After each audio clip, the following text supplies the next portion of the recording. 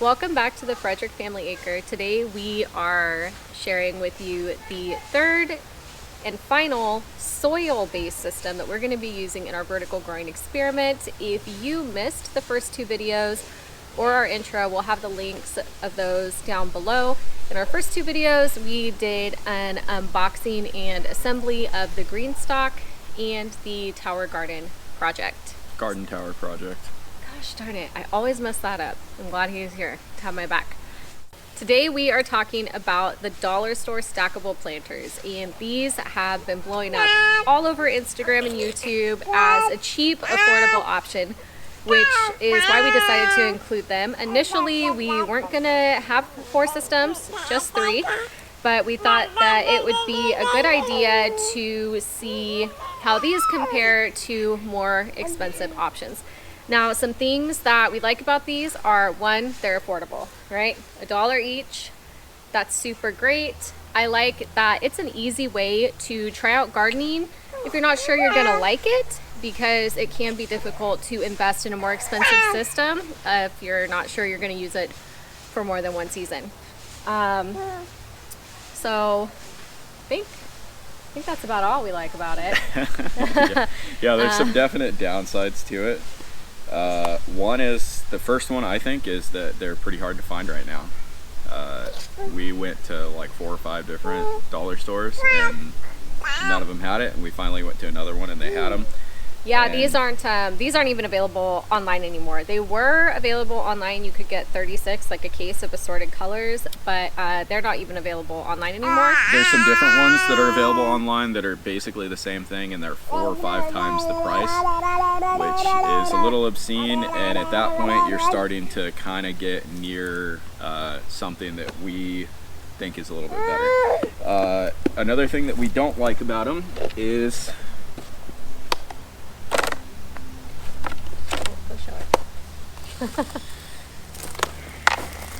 this was from being filled with dirt and being about this high off the ground and falling.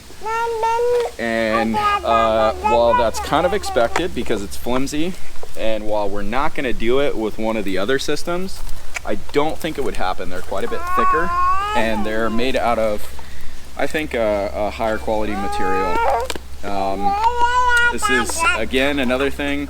We don't know what they're made out of. They're definitely made in China, which is not necessarily a bad thing, but we like to support American-made companies more. Another thing that will maybe be a pro, probably as a con, is that when you water them, they rain down onto the other plants, and it's not going to happen immediately. So you could wind up with overwatering if you're not careful, because you're obviously going to water the whole thing, and maybe 5 minutes later, maybe 3 minutes later, you're going to get even more water coming out of this one, and it's going to be a trickle-down effect. I think that about covers what we don't like about it. Yeah, because with the other systems, there's one basin that does internal watering evenly throughout. With these, we'll have to water at least this very top layer and the second tier down to ensure that water does get all over. And water getting on your plants isn't always the worst thing, but sometimes water on your plants can introduce more bacteria or make your plant unhappy. Mold. Yeah, especially with Mildew. things like tomato plants and peppers that really don't want their foliage to get wet. So it kind of depends on the plants. Some plants can handle that water getting on there a little more than others. So we'll give you a close-up look at what these look like. They're, ooh. Are you going? Who's going? You can go. You can go? We'll both go. All right, we'll give you a close-up so you can see these holes at the bottom. They're pretty small, and it is just 3, so we can fit 30 plants in this. We have 10, and it wasn't super stable, which is why we have it in 2 stacks. We might build a base and then put it on there. They're super easy to put together. Just fill them with dirt. They interlock. And that's about it. Yeah, again, they're not very stable. It's not a good idea to stack them more than 5. If you're not on something hard and level, I wouldn't even go that high. 3 or 4 might be kind of a better idea. We tried to do it all 10 and it actually fell over. And it was a breezy day, but it Yeah. wasn't super windy. There was just some wind. This is very level. We spent a lot of time making sure all these flaps were level. So we may try to get a little bit of something built around that bottom layer.